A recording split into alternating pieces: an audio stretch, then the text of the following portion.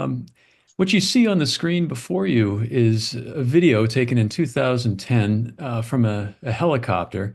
The same is actually the same helicopter that Peter Jackson used to film Lord of the Rings. But this is a video of the high central southern Alps of New Zealand, featuring the ice-clad peaks. And at this frame here, the Grand Plateau just beneath Aoraki, Mount Cook in the highest peak of the Southern Alps. Now, during the peak of the last ice age, these valleys that you see before you would have been submerged in ice and extended well beyond the mountain front and into the forelands of the Southern Alps on the opposite side of the world from where the great ice sheets sat about 20,000 years ago or so. And so a major question I'd like to discuss with you today is why, at the coldest grip of the last ice age, did it suddenly come to an end? And what can we learn about that question from the chronology of mountain glaciers, such as these? When that glacial maximum condition was maintained, ice flowed from the spine of the mountains all the way out into the forelands and deposited a number of glacial landforms that formed the footprint of the last ice age in many mountain environments on the planet. And during that sudden warming that jolted the planet out of a glacial condition, one of the features on the landscape that you might be able to see from space, just about on every continent, are lakes such as these that filled the voids left by the mountain glaciers and ice sheets that encased parts of the planet during the last ice age. Now, if you look at the past 800,000 years of glacial cycles, as depicted in this Antarctic ice core derived temperature record on the bottom here, this is an illustration designed by Tom Bauska from Cambridge. Uh, you'll notice that if you look at the greens, sorry, the blues and the red shades here, that for the past almost a million years, the climate system has preferred an ice age mode of climate for roughly 80% of the time. And uh, and then, of course, among the most striking features of these curves are the sudden terminations, the rapid nonlinear changes in temperature and in carbon dioxide that precede brief interglacial periods. So, a key to understanding ice ages and the interglacials that punctuate the ice age condition, it's key to develop a complete understanding of why terminations occur and why they lead to these anomalously warm conditions. Now, zooming in on the last glacial termination, I'm sure you're all familiar with these records. These are the ice core records from, in this case, from North Grip in Greenland and the waste divide, the divide of the West Antarctic ice sheet in Antarctica. And there's an iconic structure to the termination, the last termination, as depicted by these ice cores. But one interesting thing that was pointed out by Eric Steig and Richard Alley in the early 2000s was that although what jumps out perhaps the most from these records when you compare them are the deviations during Heinrich stadial periods, such as Heinrich stadial 1 and the Younger Dryas, for example, and also going back into the last glacial cycle. Um, when you compare the records, one thing that stands out statistically is that they actually 50% of the time they correlate. So an important question is, of course, what drives this structure, and and um, and what does that mean for the planetary heat budget? Now, and probably the most widely accepted view is that this reflects a bipolar seesaw of heat redistribution between the hemispheres during these times with which the ice cores depict divergences during stadial events, such as the Heinrich Stadial 1. And that would, is often attributed to cessation or weakening of North Atlantic deep water formation in the North Atlantic. And the southern hemisphere warming as a result, more or less at the expense of the North Atlantic. That could either be through the interior of the ocean, the hypothesis that Wally Broker suggested, or on the surface of the ocean, such as Stalker and Johnson and many others have suggested through cross-equatorial changes in cross-equatorial heat transport. But that's the primary one of the leading hypotheses what drives these divergences during stadial episodes. However, there's some challenges to that in that why at apparently the coldest time during these stadials in the North Atlantic region where was the surface ocean hydrography featuring influxes of meltwater, presumably driven by melt of ice on land. And also, why, if the ice cores are correlated 50% of the time, that would mean that the bipolar seesaw of heat redistribution would uh, only be applicable 50% of the time. So, to address this, well, first of all, in this talk, I'm going to focus on this interval of Heinrich Stadial 1 between about 17,800 and 14,700 years ago or so. And I'd like to address this by looking at the record of glaciation on the planet.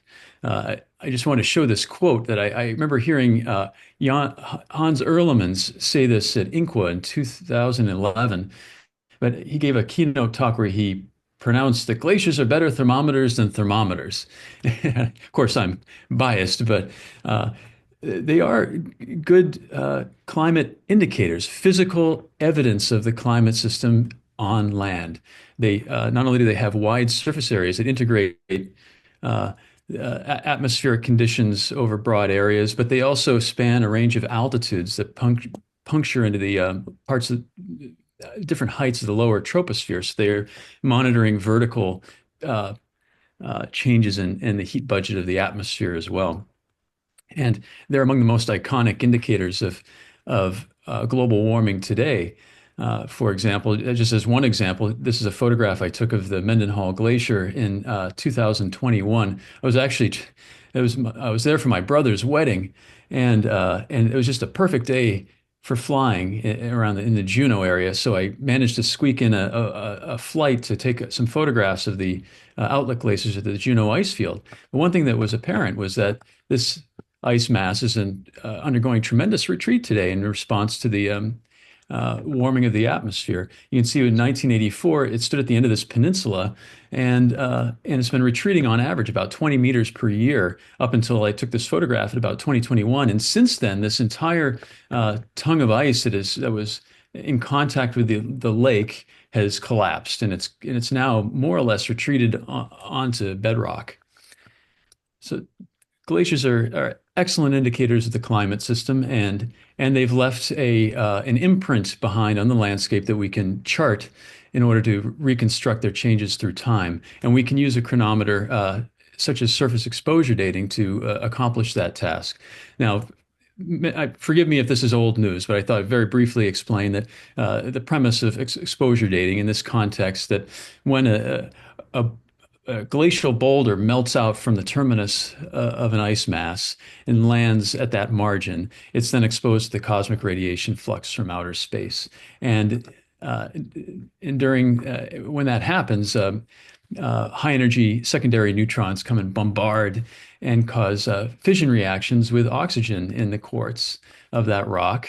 In this case, we target mineral will be quartz, and that produces the isotope beryllium-10. And we can collect a sample of that rock and measure the concentration of beryllium-10 atoms via accelerated mass spectrometry. Then, and if we have a grasp of what the rate with which beryllium is produced in rock surfaces in those areas, we can then determine an age of a landform that previously the age of which may have been intractable.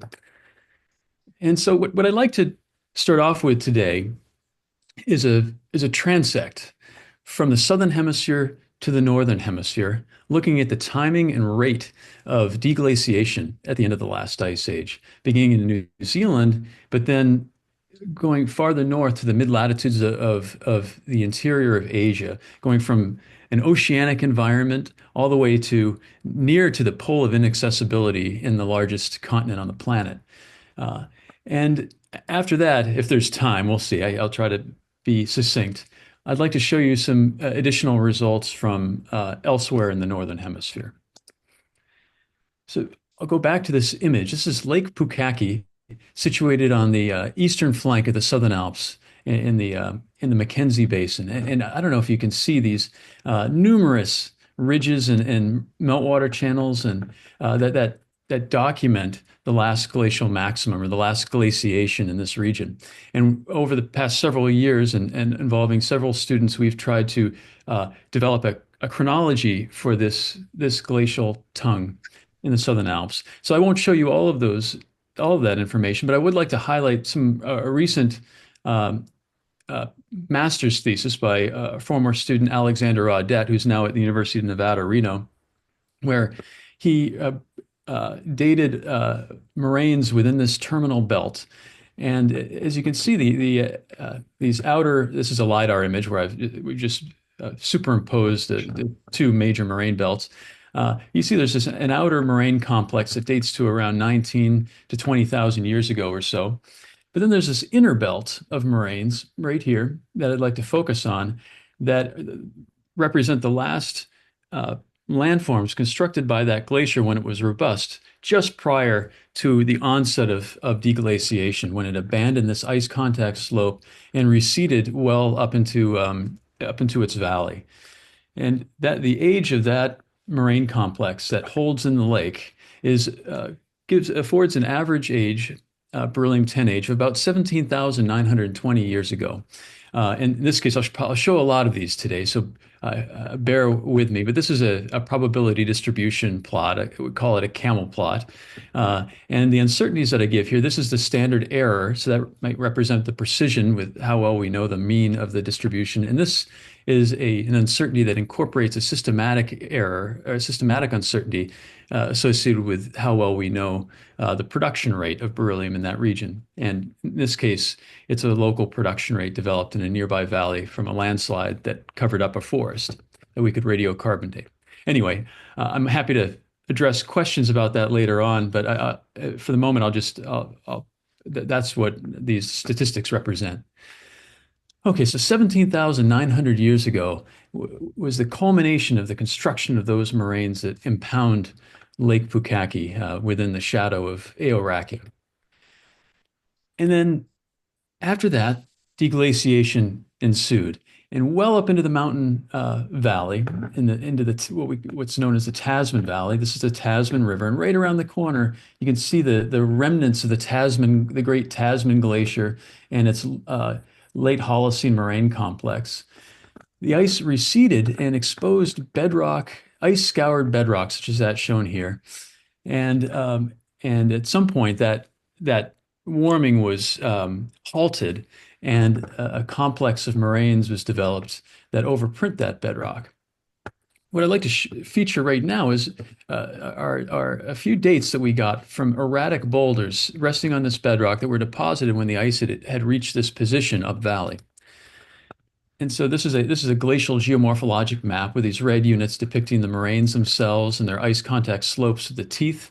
Uh, and these yellow dots are where we've collected samples for surface exposure dating. And what I'd like to highlight here are these samples here on this bedrock knob, just outboard of these what we call lake glacial moraines. These are the Birch Hill moraines in New Zealand.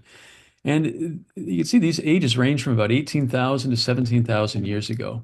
And they afford this distribution right here with an average age of about 17,480 years. So between 17,900 years ago and 17,500 years ago, the ice underwent major recession to within view of the modern ice margin. Some of the other work that we've done, and I'll show you in a minute, would indicate that this represents a switch that represents nearly 80% of the full glacial to interglacial early Holocene snowline rise or warming in the Southern Alps. So if correct, this would be a dramatic leap out of ice age conditions within a millennium or so, or less. Okay, but it's important That's one glacier system. So it's a very large glacier system with many tributaries. So, it'd be integrating a climate signal of a relatively large area, but it is one glacier system. So we set our sights on other glacier systems throughout the Southern Alps to try to not only replicate these data, but also because the moraine belts are inherently discontinuous, find places where maybe some information's preserved where it might not be preserved in other places that we work. But anyway, so one of the places we've worked extensively in recent years, and this was the subject of my recently graduated PhD student, Peter Strand, whose paper you may have received. At least I sent it to Ray. Um, Peter worked around Lake Tekapo, another one of these footprints of the last ice age. This is Lake Tekapo, just to the east, or sorry, to the east of Lake Pukaki, one drainage over. And in addition to featuring beautiful moraines such as those strung about on the landscape here, and very well preserved glacial geomorphology, this well, I should say we applied the dating technique to these innermost moraines, the last gasp of the ice age in this valley, and obtained a similar result. Peter dated about 16 or so boulders and obtained a mean age of about 18,000 years ago. So within error of what we saw in the previous slides. And then that marked the culmination of that last moraine construction event. That's probably this innermost moraine right here. And then the ice receded. But what's interesting about this glacial drainage is that although one part of it features a lake, Lake Tekapo, there's also a large tributary, a valley that was too steep to support a lake. And so any concerns about how acceleration uh, of ablation due to lake forming might skew the record or might decouple it for at least over the transient from climatic warming. We could test whether or not that the rapidity of that change viewed in Lake Pukaki was also apparent in a valley that didn't have those lake effects. So we focused on this tributary here. This is the Cass River tributary that goes well up toward the main divide of the Southern Alps. And well up valley are sequences of moraines where we can apply the same approach. As you can see, these lateral moraines here that signify a much retracted glacier compared to the last glacial maximum, uh, where these moraines were constructed just outboard of the lake glacial limits around 16,900 years ago or so. So by 17,000 years ago, the former Tekapo Glacier was greatly diminished and had receded as small local valley glaciers well up into the mountains, not far from their Holocene extents. Now, if we apply methods to reconstruct paleo equilibrium line altitudes and convert those to paleo temperatures, these are the patterns that we get. On the left-hand panel is the record of ELA-derived temperature from from the Tekapo drainage itself that Peter Strand developed. And in these cases, in many of these cases, the moraine preservation um, was so good that we could trace the lateral moraines right up to where they disappear into the hillsides, and take the elevation of the upper limits of the lateral moraines, which is at least a minimum limit to where the snow line would have been in the atmosphere at that time that the moraine was constructed, because moraines are only constructed in ablation zones where ice flow is divergent, whereas above that in the accumulation areas, ice flow is convergent and material is subducted into the glacier.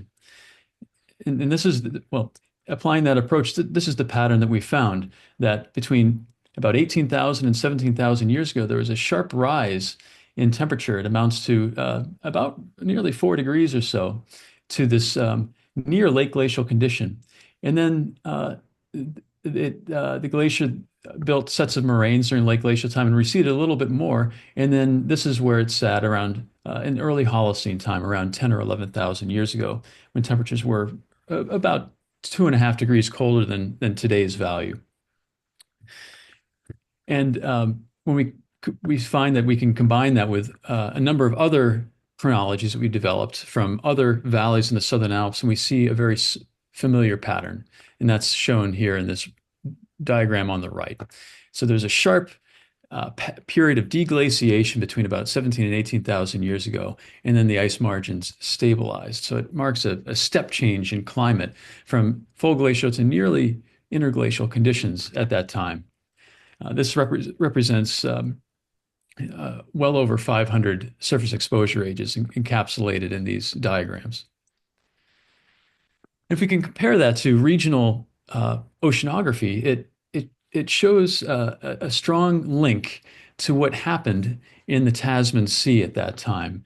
This diagram is a plot made by Helen Bostock that shows the latitude and sea surface temperatures derived from a number of cores offshore over the past 30,000 years that depicts a cold condition with a northward position of the wind-driven subtropical front, and then a snap southward of the isotherms in the Tasman Sea and in general around New Zealand to a southern position of the subtropical front, the northern edge of the Southern Ocean, the boundary between the subtropics and the polar oceans.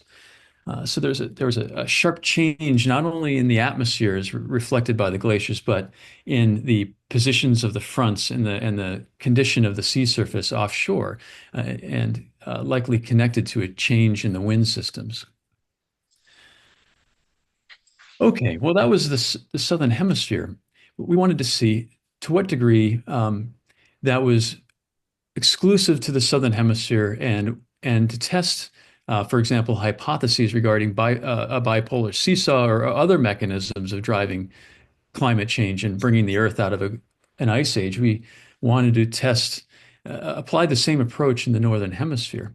And so, thanks to the National Science Foundation and funding from the seed funding from the Comer Foundation, we were able to carry out a program in the interior mountains of Asia.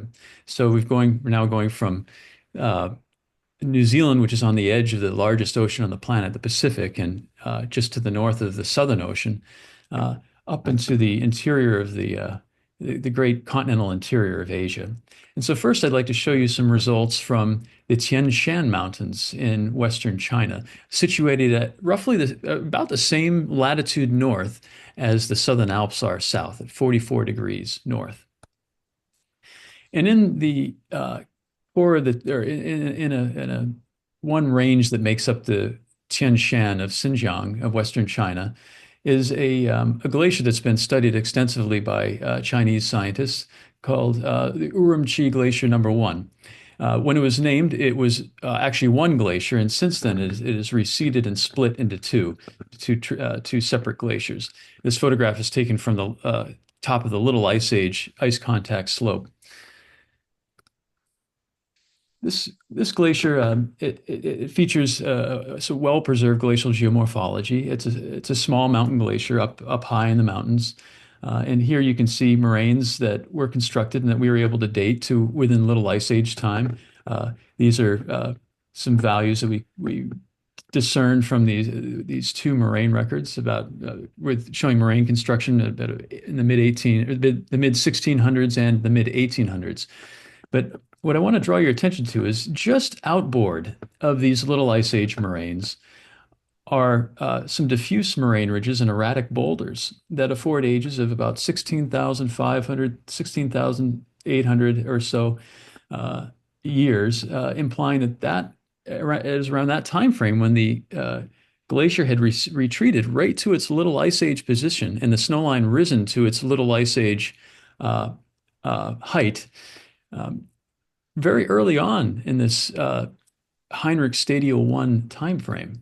Let me show you some. That's the average of those ages there. Let me show this to you in another way.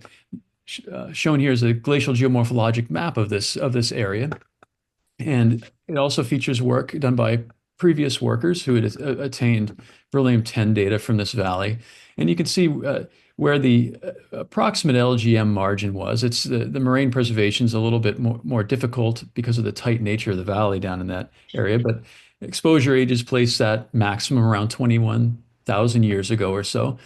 And then by about 18,000 years ago, roughly, I'll show this to you in a minute, the ice had began to undergo recession up into the upper reaches of the valley,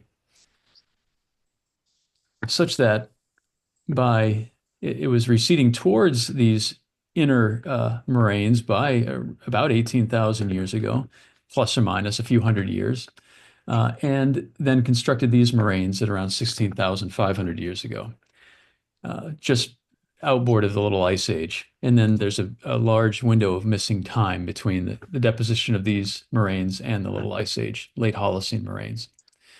So if I develop a time distance diagram, that's what this looks like. Almost all of the deglaciation of this valley occurred very early on, between 18 and 16,000 years ago or so. This is an example of one of the boulders on that landscape within view of the modern glaciers in the Tian Shan Mountains. And this is work done jointly in collaboration with the Chinese Academy of Sciences, Professor An Jixing and Zhou Weijin.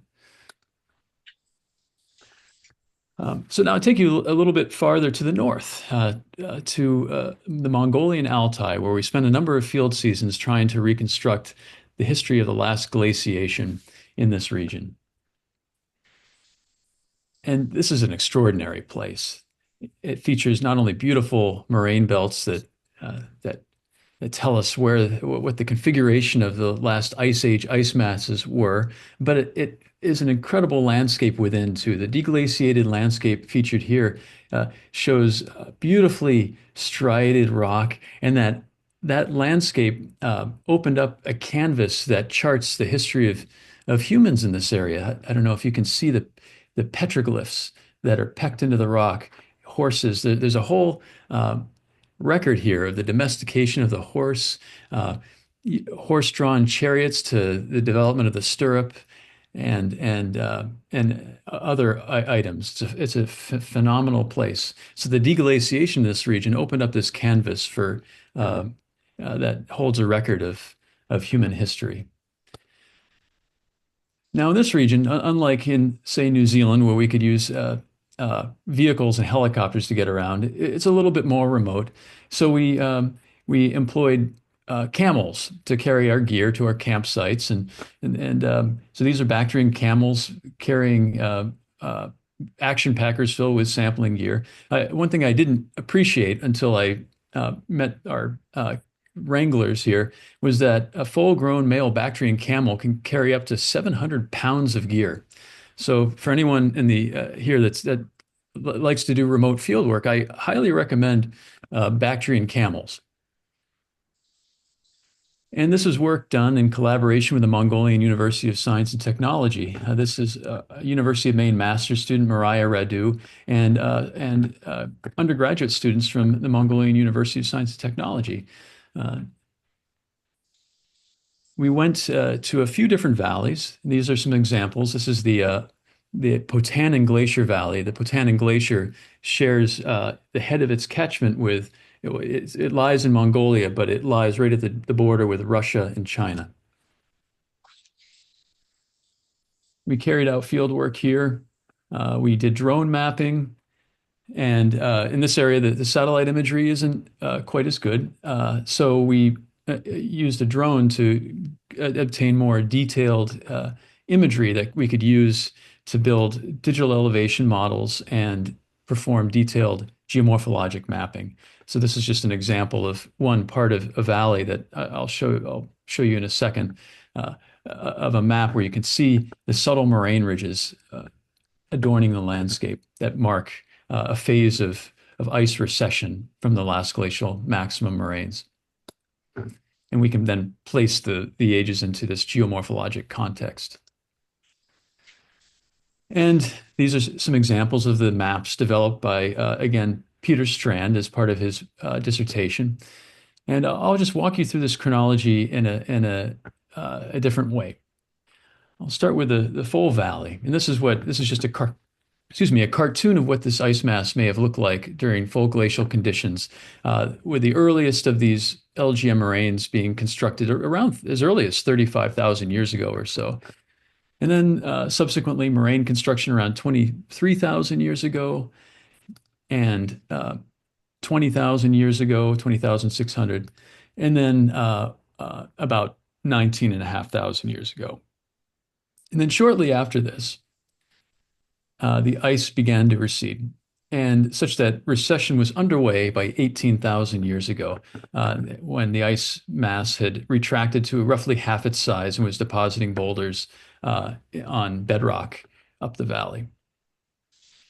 And by 16,000 years ago or so, it had receded even farther up valley. And by 15,800 years ago, the ice had receded to within view of the modern glaciers. So that was the Khotan Nur Valley, a very large outlet glacier of what would have been a small ice field in the Mongolian Altai. And Peter developed a glacier length record depicting this recession that shows a remarkable retreat pattern uh, between about, well, maybe as early as 19, but certainly by 18 to about 16,000 years ago, uh, to its to its near its Holocene position.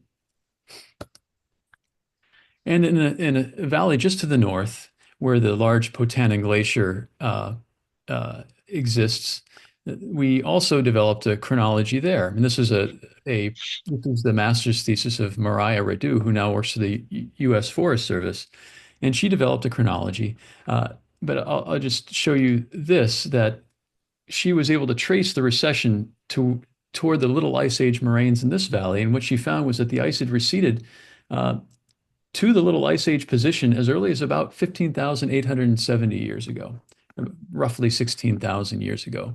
The full transition from full glacial to interglacial conditions in snowline rise was complete.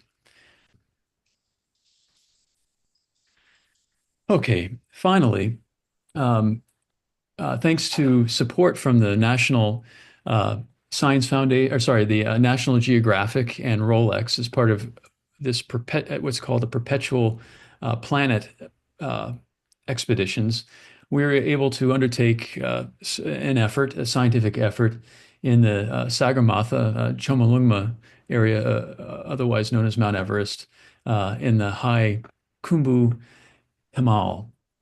And this was a large scientific effort that was led by Paul Majewski here at the University of Maine. And my role as a co-PI was to lead a team to develop a chronology of the Khumbu Glacier since the last ice age. And so I'll show you some results from the last glacial maximum moraines of the Khumbu Glacier in the Himalayas.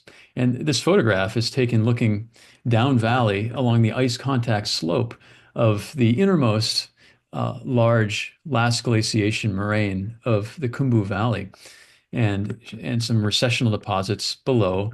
And this is the town of Feriche, that is on the one of the trekking routes that takes you up to toward base camp, Everest Base Camp on the Khumbu Glacier itself.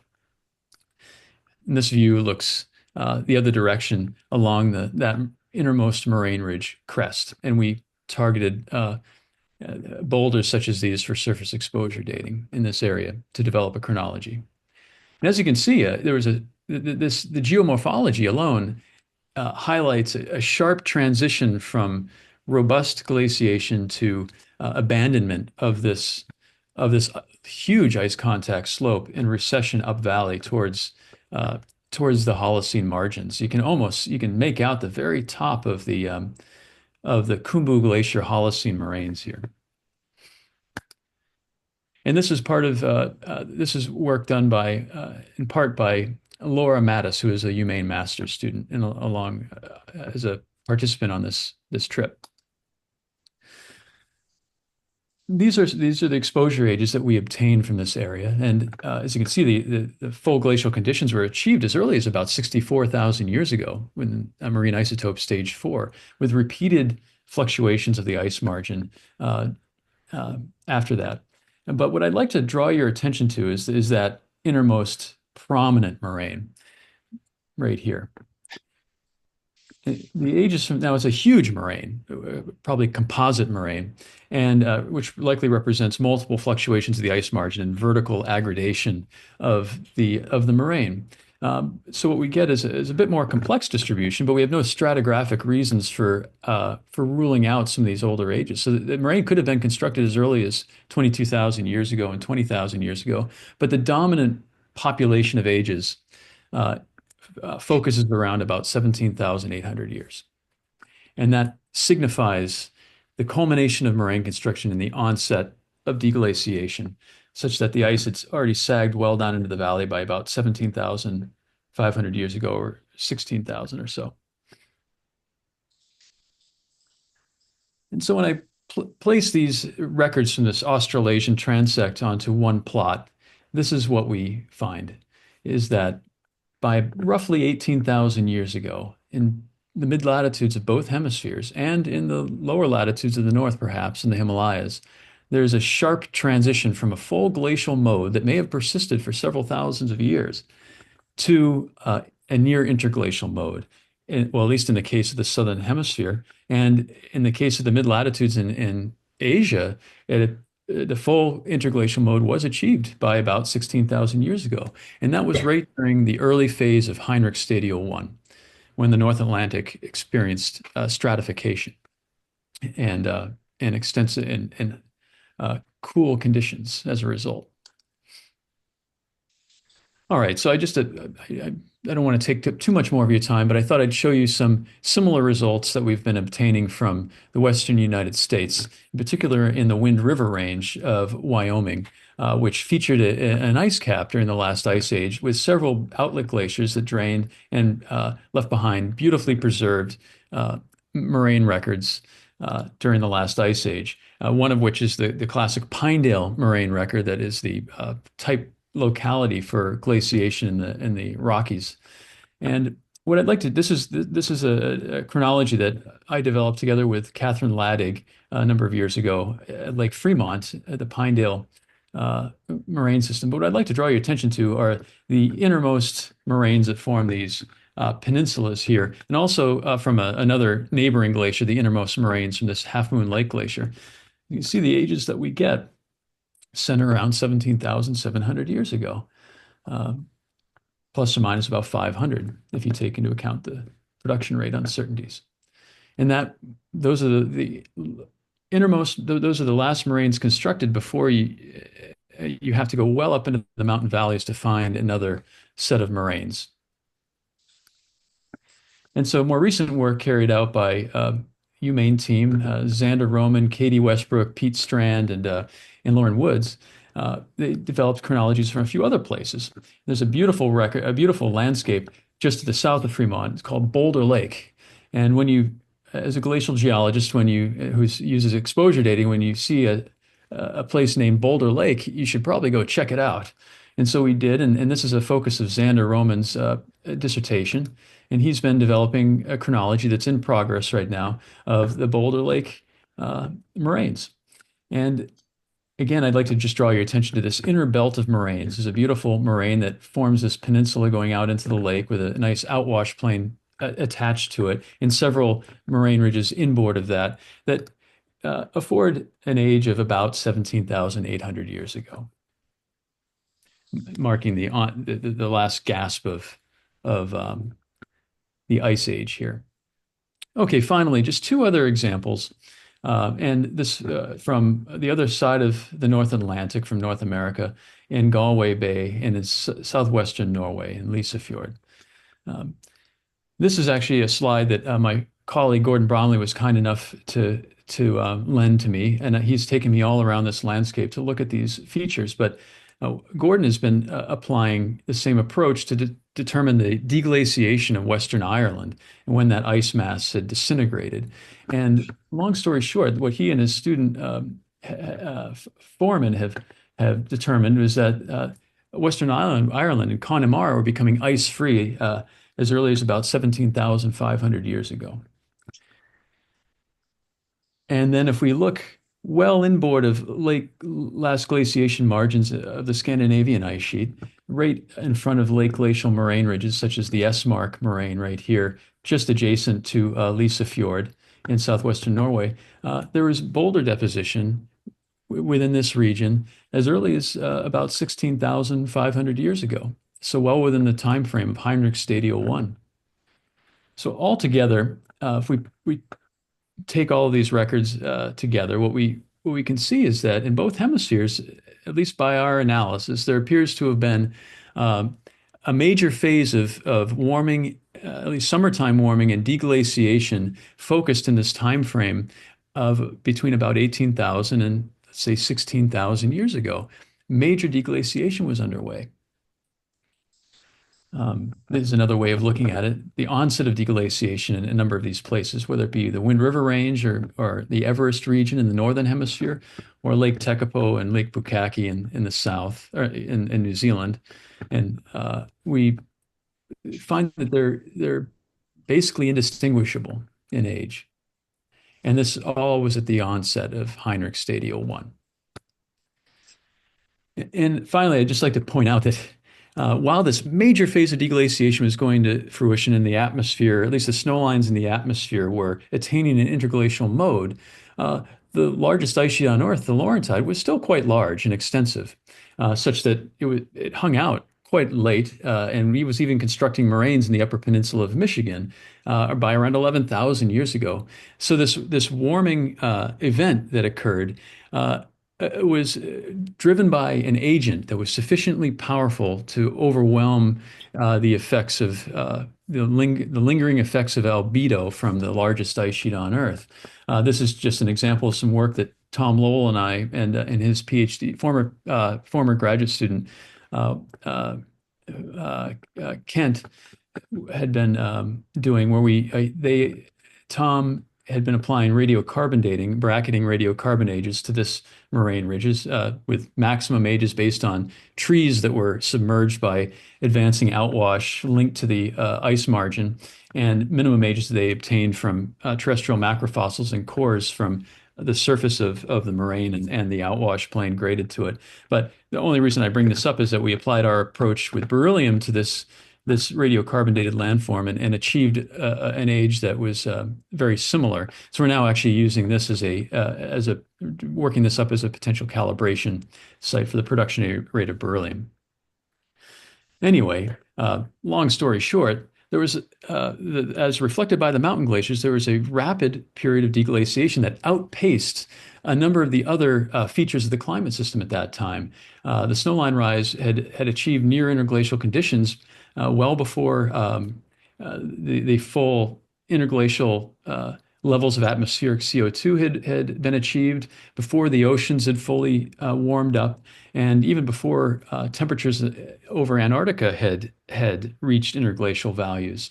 And I show this here from Peter's paper from Lake Tekapo, but this would apply also to the other glacial records that I showed you. So any explanation for what drove the termination would have to account for at least this initial transient event that impacted the sensitive mountain glaciers in the planet and the other sensitive ice masses that then led to uh, the response of the slower components of the climate system to achieve an interglacial condition. So this is I just very briefly introduce an idea that a hypothesis that we've been working with to try to explain what drove the termination. Now, any explanation by these records would have to account for a big, fast, and global warming in the atmosphere. And so we've been working together with our colleague Joellen Russell from the University of Arizona, and as well as Ron Stauffer, who is now at Arizona but was at the Geophysical Fluid Dynamics Laboratory, to investigate how the southern hemisphere westerlies, the strongest wind system on the planet that regulates much of the exchange of heat and CO2 between the ocean and the atmosphere, how changes, perturbations to that wind field can affect not only climate in the southern hemisphere, but perhaps global climate. And so what we hypothesize is that perhaps triggered by an orbital factors or something else, a rapid southward shift of the southern hemisphere westerlies at the end of the last ice age not only triggered sea surface a jump in the sea surface isotherms offshore and a rise in the snow lines in the south, but may have actually driven a global response. And so Joellen ran an ensemble of model runs using the GFDL Earth System model ESM2M, where she applied a momentum flux adjustment to the southern hemisphere wind field to simulate the effect of moving the winds south from where it looks blue to where it looks red. And what we found was that a response that I was surprised by was that in this model run, almost the entire surface ocean warms, and that's because a southward shift of the wind systems has the effect of liberating heat from the tropics, both in the ocean and the atmosphere, and promoting poleward heat transport by way of changing the configuration of the ocean gyres, and also by imparting via the conservation of angular momentum changes to other parts of the wind field, and resulting in an intensification of the tropical easterlies and even a response in the northern hemisphere. So we see is that just by perturbing the system from the southern hemisphere westerlies, we can a global response can occur. So we wonder if that might be a component of what drove that tremendous warming out of the last ice age, would be the response by the southern hemisphere westerlies. And in the interest of time, I'll skip this, other than to say that a big component of this was a response of the tropics, and a shoaling and expansion of the tropical warm pool that would result in more water vapor and heat export to both polar hemispheres. Okay, finally, I'd like to end on this. A signature of the last deglaciation on Earth that you could see from space was the development of those glacial lakes that occupied the carcasses of the Ice Age glaciers imprinted onto the landscape. And now, this is a photograph of the Murchison Glacier in New Zealand. Uh, Ice recession is underway, and these landscapes are changing, and lake development is underway as well. In fact, on the margins of on the valley wall of this glacier system, since the ice receded from its little ice age positions just below here, since that recession, landscapes, these valley walls that we've dated to having been stable for almost 12,000 years in some cases, are now starting to fall apart. I don't know if you can see this active slump scar that's only been forming within recent years. And likewise, we found something similar up in the Khumbu Glacier. This is a photograph looking up towards base camp in the Khumbu Icefall. And just out of view are lateral moraines that Anne Rowan's group has dated to the Holocene, and we've got some dates there too. Some of them as old as 7,000 years. And those moraines are starting to slump away as this ice surface lowers and deglaciation ensues in the modern Khumbu Glacier, which is, of course, the dominant route for climbing Mount Everest from the south uh, that was laid out by Sir Edmund Hillary and Tenzing Norgay. But one more observation I'd like to share with you comes from this hill that has only been recently deglaciated. We went to that hill in 2019 and took some samples from striated, recently deglaciated bedrock to see if there was any memory of prior exposure in these rocks, see if the ice had been this small in the past. And we sent these samples to Jörg Schaefer at Lamont, and it took a number of years. This was during the pandemic and everything, but we managed to get some beryllium-10 measurements. What we found is that in this rock, Jörg determined what he says are um, the lowest beryllium concentrations they've ever measured in their lab above blank, at around 6 to 800 atoms of beryllium per gram of quartz. And at these elevations, where the production rates are very high, this is a very low value. If we calculate an age for this, it equals about 12 years of total exposure, which is equivalent to about how long that bedrock has been exposed. So, at least based on these preliminary data, there's no indication that that rock has seen the light of day in a very long time. So, with that, I just leave you with this question that I wonder if we're witnessing a termination on top of a termination today, underway as we speak. So with that, thank you for your time, and I'm happy to take any questions if there is time available. Okay, and thank you so much. That was fascinating. Um, Perhaps before while people are thinking about questions, I could just ask about that last point. Um, Presumably, there's degradation of permafrost in these mountain systems that have led to the destabilization of the slopes in recent years. Would that not have happened following the earlier termination too? And is there any evidence of that you've seen? Yeah, that's a great question. It there's depends on where you are. In Mongolia, there we do see evidence of permafrost, both, but actually more so perhaps in the form of growth of permafrost overprinting some of the landscapes in the form of rock glaciers and things like that.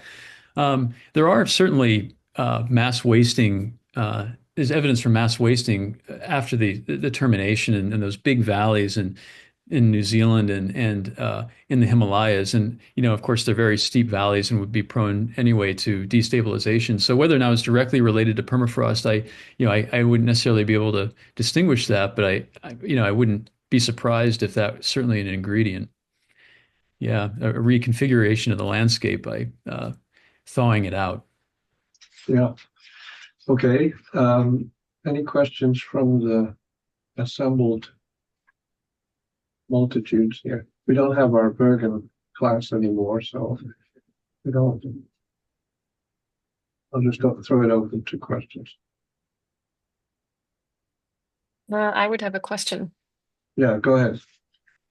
Hi, Aaron. Thanks for your talk. It was really interesting. I have started to work in New Zealand recently. I'm in my first year of my PhD. And I actually have a question, which is kind of tying into your, are we witnessing a glacial termination on top of a termination?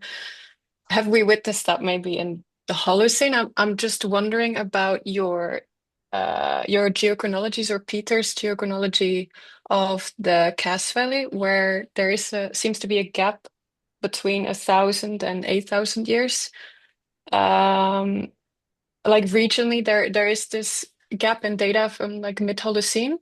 But for example, the Tasman Glacier and the Hooker and Miller, they have a few ages between 1 to 3,000 years ago, and also between 6 to 8.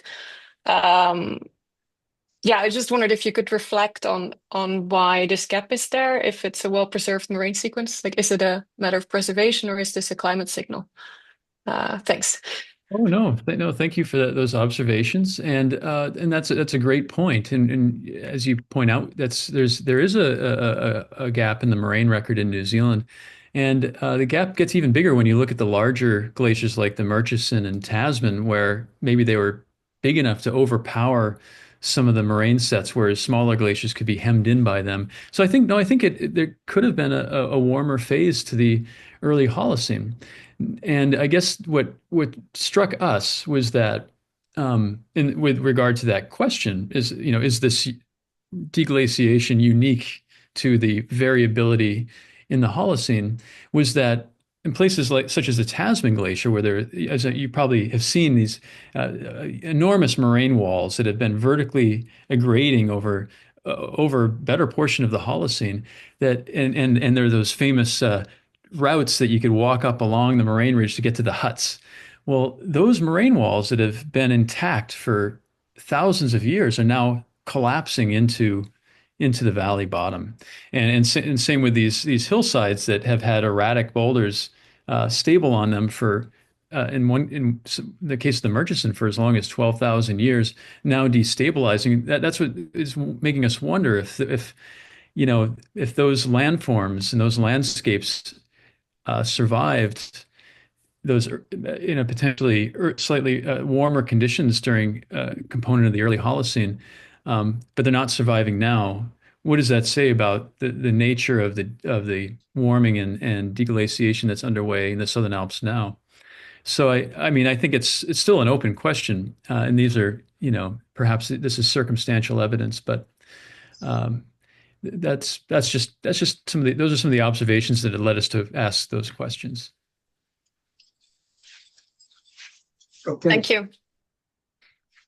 Any other questions from the gang? I have a question about the chronology, the camel plot that you apply, and it's amazing that you have really many dates, and it looks convincing.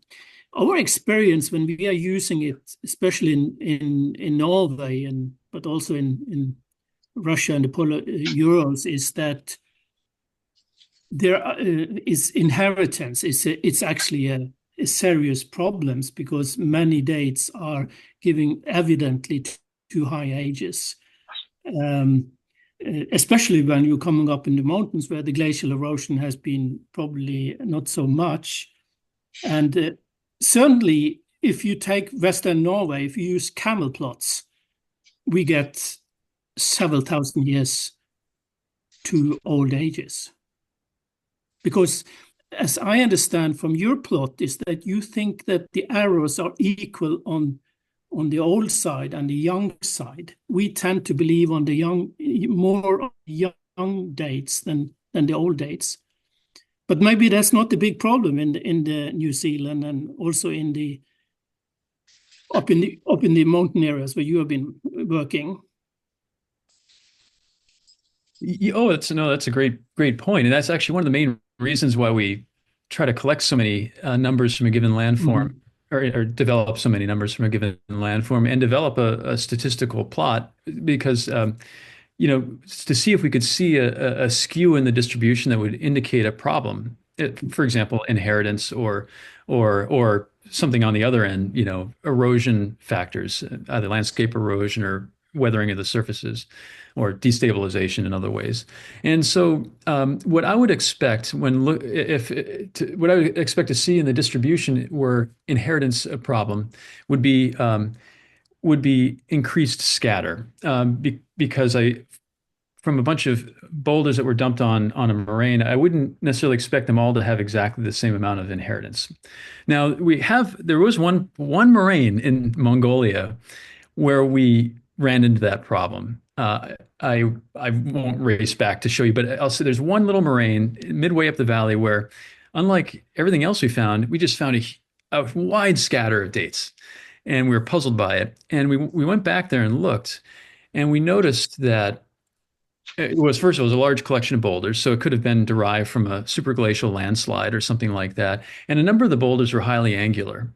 And so after that, we would not sample any boulder that hadn't been rounded, and in many cases, these feature glacial polish and striations. So once we honed in on that, we seemed to have fewer problems with inheritance in that region in Mongolia. I'm not saying that would apply everywhere else, but we tend to find that with these distributions, for the large part, pretty much all of the dispersion among the dates can be explained by analytical uncertainty alone, without needing to worry too much about geomorphology. But no, what you raise is an important question, and certainly crops up. I know in East Greenland, it's a big problem too. So yeah, New Zealand, the landscape is so active that it's just shedding rock all the time. So that we've actually gone to, Jörg Schaefer went to a very young moraine at one point, deposited in, I think, the 90s by the Tasman Glacier, and was able to get ages that replicated that. So it might be just the activity of some of these landscapes and the renewal rates of the rock mean that there isn't a lot of time to soak up cosmic radiation prior to being incorporated in the ice. Thank you. Okay. Any other questions? Yes. And Rowan. Go ahead, Anne. I'm having a hard time hearing you, Anne. Sorry. You have to unmute yourself, Anne. Can you hear me now? Yeah. Good. Sorry, it was just a microphone problem. Fascinating talk. Thank you so much. I enjoyed all of it. And I had a question about the Kumbu, because I really like that you went and had a look at that bedrock lump by the icefall. We've always been told it's too dangerous to go over there. It's nice to see that that's a region that hasn't been exposed in the past. So the ice has been very thick there. We dated the lateral moraines between the Changui Nup and the Changui Shar glaciers, so this tributary of the Khumbu that comes in a bit further down, and we had similar ages to your LGM from the Friche moraines. So Yeah. which I think so. Wanted to ask if you've seen this elsewhere, or if you sort of have a. I mean, we've been thinking about it too, but why very old moraines would be preserved very high up in a catchment? Have you seen that in any of these other regions you've worked in? Well, I've been meaning to get back in touch with you and chat with you about this, but we noticed that too. Is that when you compare the ages of that lateral moraine that you have up there, the distribution is very similar to what seems to be spread out down lower. And long story short is that for each one of those moraine ridges, the ages of those moraine ridges, we can there's a within uncertainty there is a corresponding ridge constructed within the moraine belts in the southern hemisphere, which is what immediately caught my attention. Beginning with stage 4, some of the most extensive glaciation in New Zealand was earlier on. I mean, it wasn't that much more extensive, but extensive enough. As you know, the Balmoral moraines, and then inboard of that, these fluctuations during marine isotope stage 3 and in even about 28,000 years ago or so. Each one of those, if you just empirically plot them up, they correspond. Okay, thank you. Okay, any other questions?